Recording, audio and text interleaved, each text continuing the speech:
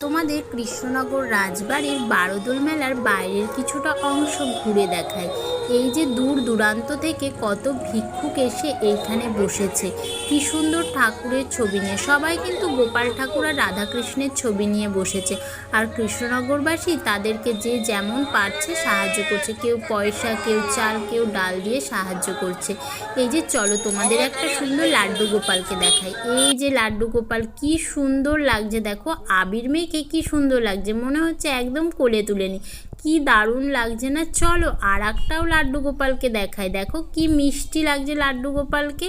এই দেখো আর একটাও লাড্ডু গোপাল আছে, কি সুন্দর লাগছে, দেখো লাড্ডু গোপাল বসে আছে, দেখো সেও আবির মেখে বসে আছে, কি সুন্দর লাগছে লাড্ডু গোপালকে, কি দারুণ লাগছে না। জয় গোপাল, জয় গোপাল, রাধে রাধে।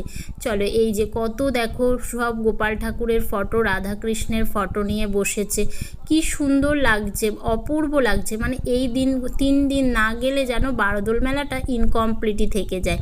এই যে সবাই যে যার মতো ঠাকুরের ছবি, কেউ ঠাকুরের ফটো নিয়ে বসেছে। এই দেখো আর একটাও আছে সুন্দর গোপাল ঠাকুর, কি দারুণ লাগছে না ছোট্টর মধ্যে। দেখো আবার গোপাল ঠাকুর কি সুন্দর ক্লিপ দিয়ে সেজেছে, কি দারুণ লাগছে। এই যে সবাই সব রকম ফটো নিয়ে বসেছে। আর দেখো এই বাচ্চা মেয়েটা কি সুন্দর গোপাল ঠাকুরকে হাওয়া দিচ্ছে। গোপাল ঠাকুরেরও তো গরম লাগছে, তাই জন্য গোপাল ঠাকুরকে কি সুন্দরভাবে হাওয়া দিচ্ছে, কি দারুণ লাগছে না। বাচ্চা মেয়েটাও যেমন মিষ্টি, গোপাল ঠাকুরটাও ঠিক তেমনিই মিষ্টি। দেখো কত গোপাল ঠাকুর, কি দারুণ লাগছে। এই দেখো আর একটাও ছোট্ট গোপাল, ছোট্ট লাড্ডু গোপাল।